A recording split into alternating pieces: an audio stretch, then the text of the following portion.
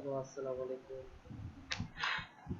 সম্মানিত sir ma'am, আজকে আমি মূলত দেখানোর চেষ্টা করব কিভাবে ইমেল অ্যাকাউন্ট ওপেন করতে হয় এবং ইমেইলে আমাদের দৈনন্দিন যে কাজকর্মগুলো থাকে, অর্থাৎ কাউকে ইমেল পাঠানো কিংবা কারো কাছ থেকে ইমেল রিসিভ করা, এই বিষয়গুলো নিয়ে আমি জাস্ট ছোট একটা টিউটোরিয়াল তৈরি করার চেষ্টা করেছি।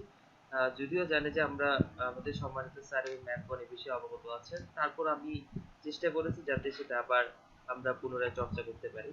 সো এই জন্য আমরা প্রথমে যেতে পারি গুগল। যেহেতু আমি জিমেইলের কাজটা বর্তমানে খুব বেশি ব্যাপক আকারে ইউজ হচ্ছে, এই জন্য আমি প্রথমে জিমেইল অ্যাকাউন্ট কিভাবে ওপেন করতে হয় এই প্রসেসটা ফলো করতেছি। সো প্রথমেই আমরা চলে যাব জিমেইলে। সো আমরা জাস্ট এভাবে টাইপ করতে পারি জিমেইল। তো আমরা ক্রিয়েট, জাস্ট আমরা দিতে পারি create Gmail account. That means এখানে একটা অপশন চলে আসছে, create your Google account. Create your Google account. So আমরা জাস্ট এখানে প্রেস করতে পারি।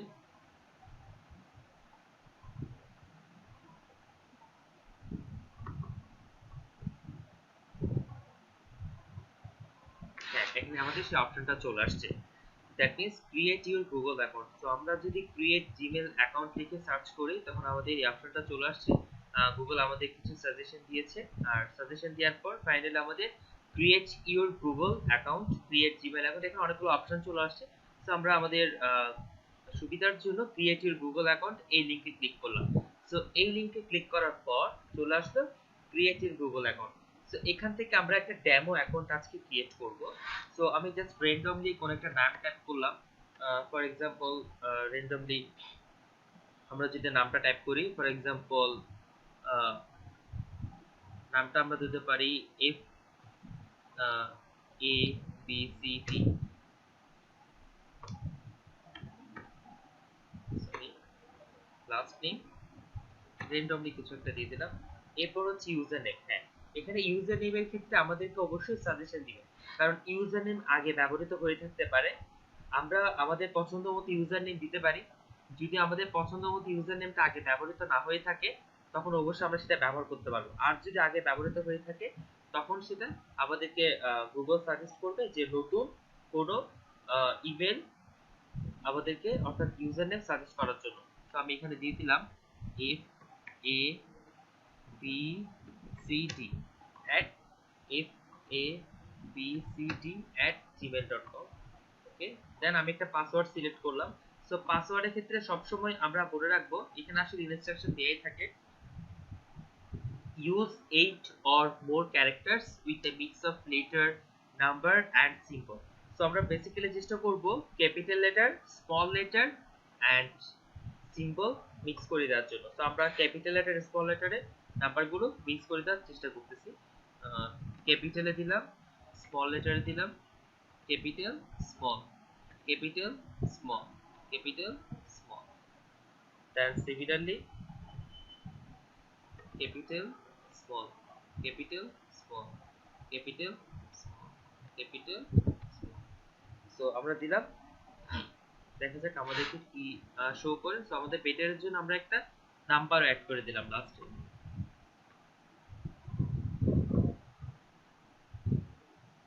সো আমরা দেখতে পারি পাসওয়ার্ড সেট করার সময় আমরা জাস্ট চোখের এখানে যদি ক্লিক করি তাহলে আমরা খুব সহজে আসলে দেখতে পারি যে এখানে আমরা কি ধরনের পাসওয়ার্ডটা আসলে দিয়েছি।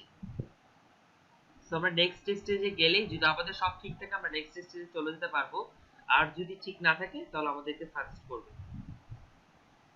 হ্যাঁ, আমাদেরকে যে পয়েন্টে মূলত সাজেস্ট করা হচ্ছে সেই সাজেশনটা হচ্ছে your user name must be between 6 to 30 characters long. So আমরা এখানে 6 টু 30 ক্যারেক্টারস দিই। তো আমরা যদি এখানে দিই F A B C D A, দেখা যাক কি হয়। রাইট, দ্যাট মিন্স আমাদের এই যে fabcda@gmail.com, এটা আমাদের আগে কোনো একজন ইউজার সেটা ব্যবহার করে ফেলেছে। সো বেটার হচ্ছে আমরা এটা ইউজ করতে পারি, অর্থাৎ আমরা এখানে ডিফারেন্ট কিছু ইউজ করতে পারি, দ্যাট মিন্স ডিফারেন্ট কিছু ইউজার নেম ইউজ করতে পারি। সো ডিফারেন্ট এই ইউজার নেমগুলো আমরা এখানে ইউজ করতে পারি। এই ইউজার নেমগুলো যেহেতু এটা একটু ভিজি টাইপের, আমরা এটা একটু সেভ করে রাখলাম একটা জায়গায়।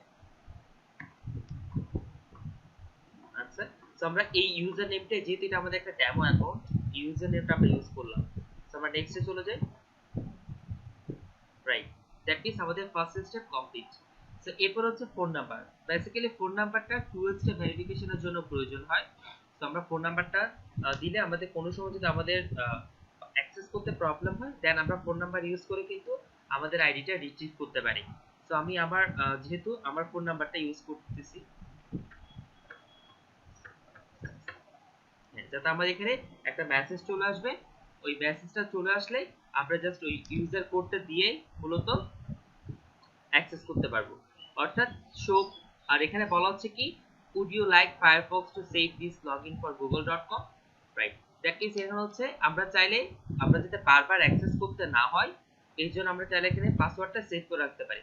তবে আমাদের খেয়াল রাখতে হবে যখন আমরা অন্য কারো ডিভাইসে অ্যাক্সেস করব তখন যাতে এই ধরনের আমরা যাতে পাসওয়ার্ড সেভ করে না থাকি, অন্যথায় আমাদের আমরা লগ আউট করলো তিনি কিন্তু চাইলে কি পাসওয়ার্ডটা দেখতে পারেন শো পাসওয়ার্ড অপশনে গিয়ে। আমি এখানে ডোন্ট সেভ অপশনে দিয়ে দিলাম। আচ্ছা, রিকভারি ইমেল অ্যাড্রেস, যদি আমাদের রিকভারি ইমেল অ্যাড্রেস থাকে আমরা দিব, অন্যথায় দিব না, আমাদের প্রয়োজন নেই। সো আমরা এখানে জাস্ট একটা ডেট অফ বার্থ ইউজ করব। আমরা একটা এখানে random date of birth use করি, ইয়ার 2000, রাইট। এটা random date of birth use করলাম। সো জেন্ডারের ক্ষেত্রে দিয়ে দিলাম। ওকে, সো নেক্সট আমাদের অলমোস্ট ক্রিয়েট হয়ে গিয়েছে, আমাদের একটা ইমেল অ্যাকাউন্ট অলমোস্ট ক্রিয়েট হয়ে গিয়েছে।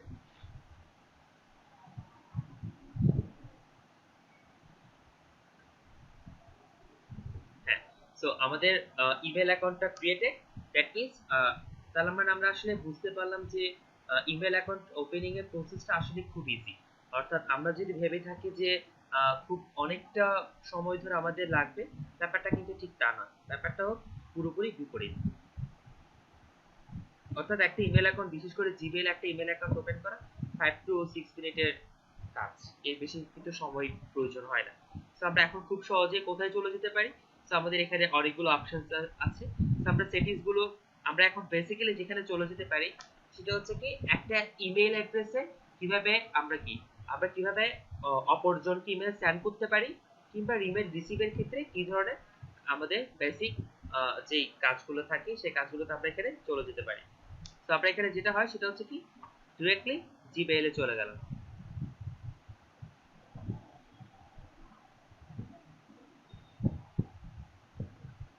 একটু লোডিং হতে সময় নিচ্ছে, যদিও খুব বেশি সময় হতে নিবে না, রাইট।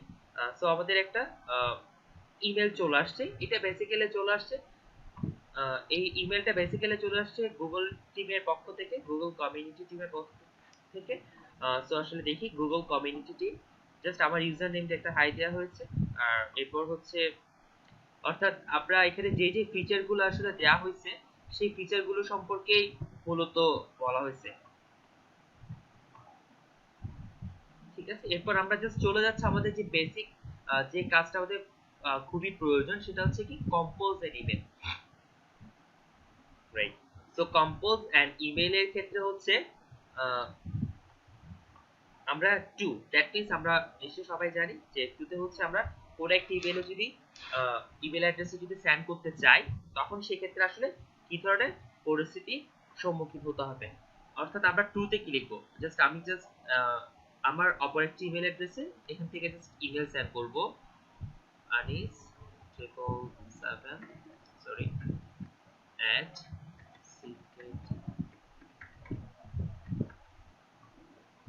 সাবজেক্ট, সাবজেক্টের এখানে যদি কিছু নেই, বেশ ডেমো, জাস্ট আমি লিখে রাখলাম ডেমো, এটা জাস্ট আমরা যেভাবে নিচ্ছি সেভাবে দিতে পারি। আচ্ছা, এখানে একটা অপশন চলে আসছে carbon copy CC, carbon copy, blind carbon copy. এখানে যে ব্যাপারটা খুব বেশি প্রয়োজন সেটা হচ্ছে কি ব্লাইন্ড কার্বন কপি। সো আসলে ব্লাইন্ড কার্বন কপিটা কি, ব্লাইন্ড কার্বন কপিটা কি সেটা আমরা একটু প্র্যাকটিক্যালি দেখি। দ্যাট মিন্স আমি অন্য কাউকে ইমেল যদি সেন্ড করি, দ্যাট মিন্স আমি 50 জনকে ইমেল সেন্ড করলাম, কিন্তু আমি চাচ্ছি রিসিপিয়েন্ট শুধুমাত্র দেখবে যে তাকে ইমেল সেন্ড করা হয়েছে। এই অপশন যদি আমি করতে চাই তখন আমাকে ব্লাইন্ড কার্বন কপি এই অপশনটা ইউজ করতে হয়।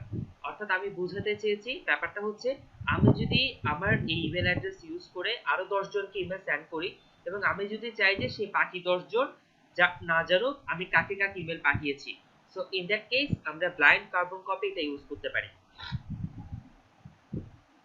আর এরপর হচ্ছে আর হ্যাঁ আমরা এখানে চলে আসি।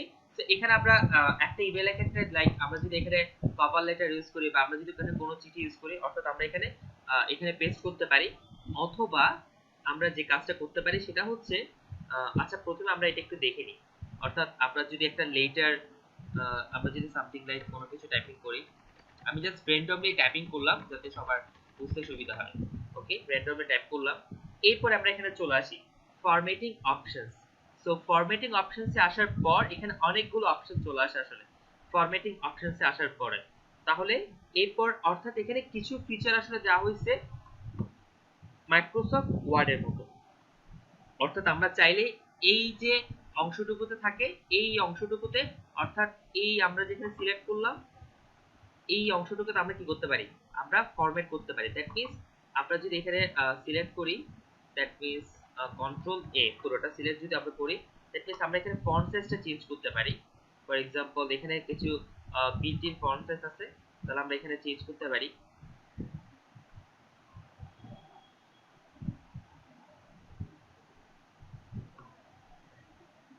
এখানে এরপর হচ্ছে এখানে সাইজ আছে, সাইজের পরে small, normal, large, that means আমরা এখানে সাইজটা ইনক্রিজ করতে পারি, হিউজ। দ্যাট মিন্স এখানে আমরা চাইলে অর্থাৎ মাইক্রোসফট ওয়ার্ডের যে যে ফিচারগুলো আছে কিছু কিছু ফিচার এখানে দেওয়া হয়েছে যাতে আমরা এখানে ইজিলি অ্যাক্সেস করতে পারি। এরপর লাইক মাইক্রোসফট ওয়ার্ডের মতো আমরা চাইলে বোল্ড করতে পারি, ইটালিক করতে পারি, আন্ডারলাইন করতে পারি। আর এরপর হচ্ছে টেক্সট কালার, লাইক আমরা ফন্ট কালার যেভাবে ইউজ করে থাকি সিমিলারলি আমরা এখানে টেক্সটের কালারটাও অ্যাড করে দিতে পারি। লাইক এখানে টেক্সটের কালার অ্যাড করার পর কিন্তু এই ধরনের হয়েছে। আমি আসলে পুরোটা সিলেক্ট করে দিলাম টেক্সটের, এখানে আমরা দেখি কালারটা আবার চেঞ্জ করে দিয়ে দেখি, রাইট। অর্থাৎ আমি কিন্তু জাস্ট দুইটা অংশকে পার্থক্য করে দিলাম। অর্থাৎ এই অংশটুকুতে আমি জাস্ট দেখাতে চেয়েছি যে এই অংশতে এক ধরনের, এই অংশতে এক ধরনের কালার আর এখানে হচ্ছে অন্য ধরনের কালার, টোটালি ডিফারেন্ট টাইপের কালার। তো এখানে কিন্তু দুইটা টপিক আছে, একটা হচ্ছে ব্যাকগ্রাউন্ড কালার, একটা টেক্সট কালার। আমরা ব্যাকগ্রাউন্ড কালারটা একটু অফ করে দিচ্ছি। ব্যাকগ্রাউন্ড কালারটা অফ করার পর কি আসে আমরা একটু দেখা যাবে,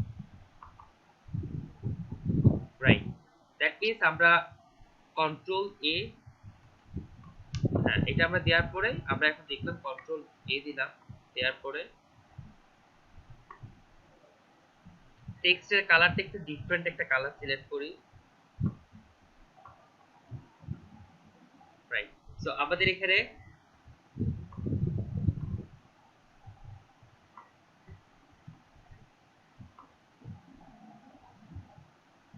এখানে শুধুমাত্র ব্যাকগ্রাউন্ড কালারটা নেই, এখন শুধুমাত্র টেক্সট কালারটা আছে। তো আমরা চাইলে এখানে টেক্সটের যে কালারটা সেই কালারটা এখানে দিয়ে দিলাম, এটা হচ্ছে টেক্সটের কালারটা। তো আমরা এখানে টেক্সটের কালারটা দিয়ে দিলাম, কন্ট্রোল এ সিলেক্ট করতে পারি,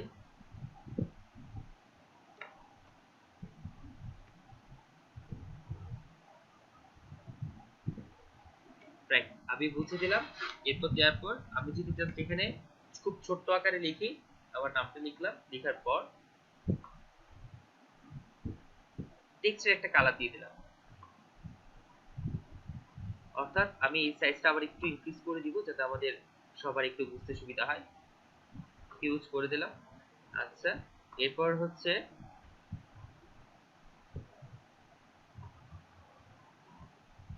হ্যাঁ আমাদের টেক্সটের কালারটা চেঞ্জ হয়ে গেল। অর্থাৎ এরপর আমরা যদি এখানে একটা ডিফারেন্ট ব্যাকগ্রাউন্ড কালার অ্যাড করি, তো এটা হচ্ছে ব্যাকগ্রাউন্ড কালার। আশা করি বুঝাতে পেরেছি যে এটা হচ্ছে আমাদের ব্যাকগ্রাউন্ড কালার। আর এরপর হচ্ছে আমাদের মূলত অ্যালাইনমেন্ট আমরা দিতে পারি মিড পজিশনে থাকবে না লেফটে নাকি রাইটে, সো এই ধরনের কেসে থাকে আর কি।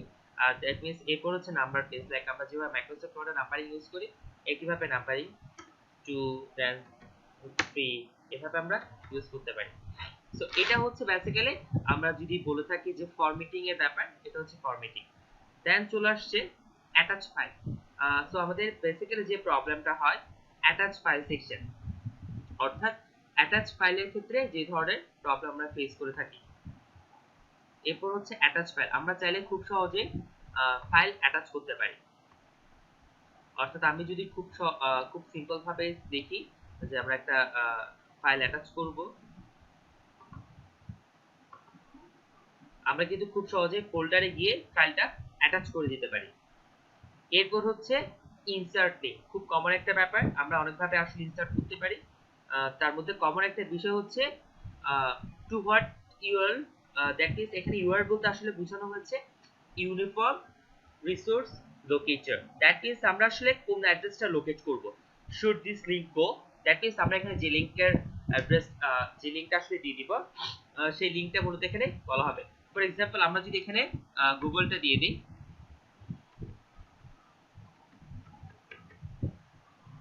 Text to display. সো আমরা চাচ্ছি না যে আসলে পুরো অ্যাড্রেসটা আমাদের এখানে থাকুক, তো আমরা চাচ্ছি যে মূলত আমাদের এখানে জাস্ট গুগল থাকবে। সো আমাদের ইন দ্যাট কেস আমরা ওকে বাটনে প্রেস করলাম, এবং এখানে এই পয়েন্টসে এসে দেখা যাচ্ছে কি এইটা হচ্ছে একটা লিংক, গো টু লিংক, অর্থাৎ এই লেখার সাথে সাথে কি go to link. That means আমাদের এখানে পুরো লেখাটা দেখাচ্ছে না, এবং মেসেজের অংশে পুরো লেখাটাও শো করছে না, কিংবা একটা নির্দিষ্ট স্পেস দিচ্ছে না, বাট শুধুমাত্র এই গুগল এখানে লেখার সাথে সাথে আমরা এখানে কি ডিরেক্টলি লিংকে প্রেস করলে আমরা কোথায় চলে যাচ্ছি, ডিরেক্টলি গুগলে চলে যাচ্ছি। অথবা আমরা চাইলে এখানে ইমো অ্যাড করতে পারি, কিংবা চাইলে ইনসার্ট ফাইলস ইউজিং ড্রাইভ। তো আমরা এই পোরশনসটুকু একটু দেখি। ইনসার্ট ফাইলস ইউজিং ড্রাইভ, আমরা এখান থেকে চাইলে insert files using, that means আমরা এখানে আপলোডও করতে পারি, নিজস্ব ডিভাইস ইউজ করে আপলোড করতে পারি, বা আমার ড্রাইভে যদি কোনো ইনফরমেশন থাকে সেটা আমরা এখানে আপলোড করতে পারি।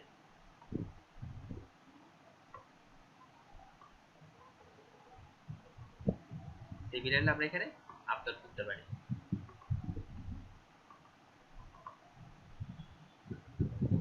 সো এটাতে গেল ইনসার্ট ফাইলস ইউজিং ড্রাইভের ক্ষেত্রে। তো আমরা চাইলে সিমিলারলি ফটো অ্যাড করতে পারি, ইনসার্ট ফটো। তো আমরা চাইলে select files from your device. তো আমরা এখান থেকে একটা ইমেজ অ্যাড করে নিচ্ছি, যাতে আমাদের ইমেজ অ্যাড করতে প্রবলেম ফেস করতে না হয়। তো আমি একটা ছোটখাটো একটা ইমেল অ্যাড করে দিলাম, আপলোডিং আপলোডেড। তো আমি এখানে একটা ইমেজ অ্যাড করে দিলাম।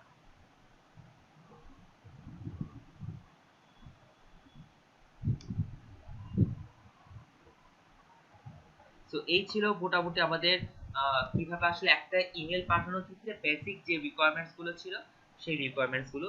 সো এখন আমরা দেখব কিভাবে আসলে একটা ইমেল, আমার ইমেলে যদি একটা ইমেল চলে আসে ইনবক্সে, ওখান থেকে আমরা কিভাবে ডকুমেন্টস গুলো ডাউনলোড করতে পারি। তো আমি যখন ক্লোজ করে দিলাম কোথাও সেন্ড না করে, তখন সেটা কিন্তু ড্রাফটে চলে গেল, তখন সেটা ডিরেক্টলি ড্রাফটে চলে গেল, এবং আমি এখান থেকে চাইলে ডিরেক্টলি সেন্ড করতে পারি। এবং যখনই আমি সেন্ড করব, ড্রাফট বক্স থেকে সেটা সরাসরি চলে যাবে সেন্ড আইটেমে, ড্রাফট আইটেম থেকে সরাসরি সেন্ড আইটেমে চলে যাবে। আচ্ছা, সো আমরা এখন দেখব কিভাবে একটা ইমেল আমাদের ইনবক্সে জমা হওয়ার পর সেই ইনবক্স থেকে আমরা কিভাবে ইমেলটা চেক করে যদি আমাদের কোনো ইম্পর্টেন্ট ফাইল থাকে সেই ফাইলগুলো কিভাবে রিসিভ করতে পারি।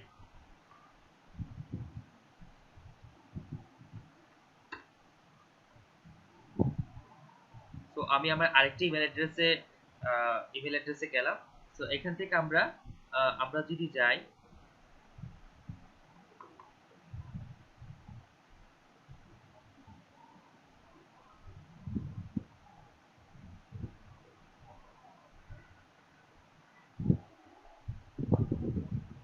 সো আমি এখানে একটা ইমেল দেখতে পাচ্ছি, রায়হান রনি অ্যাসাইনমেন্টের স্পাইডার। সো এটা ছিল মূলত সাবজেক্ট, অর্থাৎ যে একটা স্পাইডারের উপর একটা অ্যাসাইনমেন্ট, অর্থাৎ আমরা সাবজেক্টে যে টপিকটা লিখবো সেটা এখানে শো করবে। দ্যাট মিন্স আমরা যদি সাবজেক্টে আসলে কি যে রিলেটেড ইমেল সেন্ড করছি সেই রিলেটেড সাবজেক্ট যদি আমরা লিখে দিই, দ্যাট মিন্স যে যিনি রিসিভ করবেন তার জন্য সেটা অনেক বেশি হেল্পফুল হবে যে ইমেলটা সর্টিং এর জন্য। সো এখানে অনেকগুলো অ্যাটাচমেন্ট আছে, আমরা চাইলে এখানে কিন্তু দেখা যাচ্ছে, এখানে দেখা যাচ্ছে ডাউনলোড, অ্যাড টু ড্রাইভ। সেখানে দুটো অপশনস দেওয়া আছে, একটা হচ্ছে ডাউনলোড, একটা হচ্ছে add to drive. Add to drive means হচ্ছে আমি যদি এখানে ক্লিক করি অ্যাড টু ড্রাইভে, that is adding to my drive, that is এটা আমার গুগল ড্রাইভে অটোমেটিক্যালি সেভ হয়ে যাবে। আর এটা হচ্ছে ডাউনলোড অপশন। সো আমি এখানে ইন্ডিভিজুয়ালি এটা ডাউনলোড করতে চাচ্ছি, assignment of spider, that is আমাকে এই ধরনের একটা পপ আপ উইন্ডো শো করবে। সো এটা হচ্ছে সেভ ফাইল অপশন, আমি এখানে সেভ করলাম। অথবা আমরা কি করতে পারি, আমাদের অনেক সময় হয়তো প্রয়োজন হতে পারে যে আমাদের একসাথে অনেকগুলো ফাইলস ডাউনলোড করতে হতে পারে, একসাথে অনেকগুলো ফাইলস ডাউনলোড করতে হতে পারে। সো ইন দ্যাট কেস আমাদের কি কাজ করতে হবে, সেটা হচ্ছে কি download all attachment, download all attachment. So আমরা যদি এখানে ক্লিক করি আমাদের একসাথে একটা জিপ ফাইলে চলে আসবে। সো এই ধরনের সিম্বল যদি অনেকগুলো বইকে একসাথে রেখে দেওয়া হয়, সেই ধরনের সিম্বলকে জিপ ফাইল বলা হয়।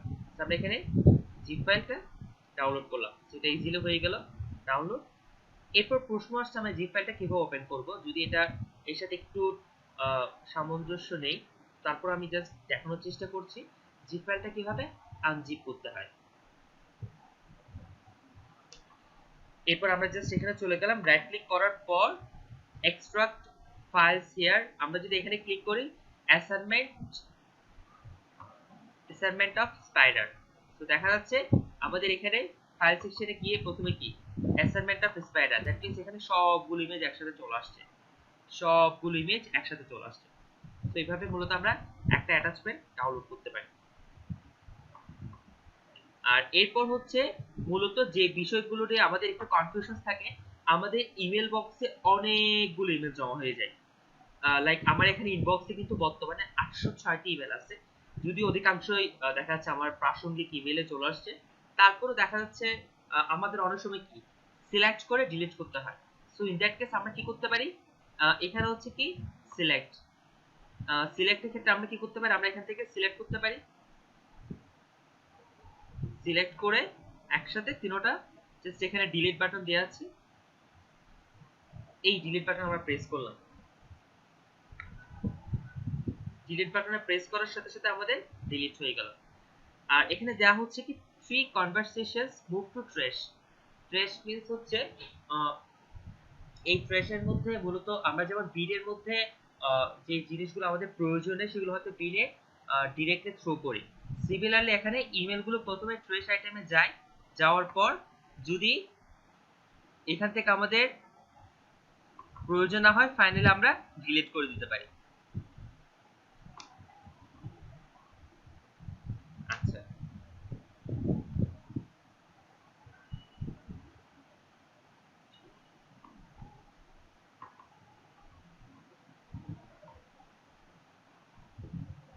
সো এই ছিল মূলত একটা ইমেল আমরা কিভাবে সেন্ড করতে পারি, কিংবা একটা ইমেল অ্যাকাউন্ট ওপেনিং এর process, email account sending, email account receiving এর ফুল প্রসেস, দ্যাট ইজ কিভাবে আমরা একটা অ্যাটাচমেন্ট ডাউনলোড করতে পারি।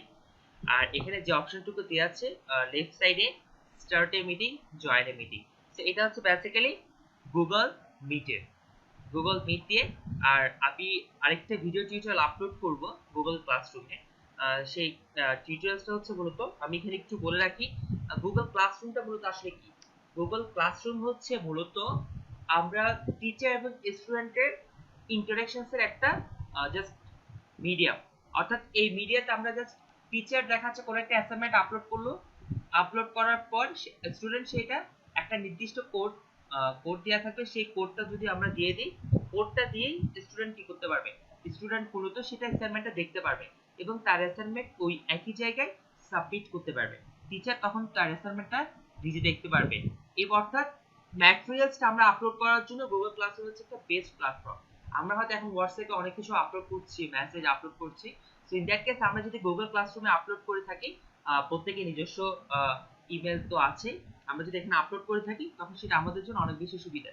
আর কিন্তু আমরা যদি জাস্ট এখানে একটা কনসেপ্ট হয়তো অনেকের থাকতে পারে যে গুগল ক্লাসরুমে কি আসলে লাইভের জন্য কিন্তু গুগলে আলাদা প্ল্যাটফর্ম আছে, লাইভের জন্য অর্থাৎ যে লাইভ ক্লাসগুলো নেওয়া হচ্ছে, লাইভ ক্লাসগুলোর জন্য গুগলের আলাদা প্ল্যাটফর্ম হচ্ছে গুগল মিট অথবা জুমটা আমরা ইউজ করব। আর ক্লাসরুমটা হচ্ছে টোটালি ডিফারেন্ট একটা কনসেপ্ট। সো আমরা যাতে এই দুইটার মধ্যে আসলে আহ, একটু আমাদের যাতে বুঝতে সমস্যা না হয় যে আসলে গুগল ক্লাসরুম আর গুগল মিট, জুম হচ্ছে লাইভ ক্লাসের জন্য, আর ক্লাসরুমটা হচ্ছে টোটালি অ্যাসাইনমেন্ট রিলেটেড। এবং অনেক আমি জাস্ট অ্যাসাইনমেন্ট বললাম, এখানে অনেকগুলো ফিচার থাকে, সেটা টোটালি একটা ডিফারেন্ট টপিক।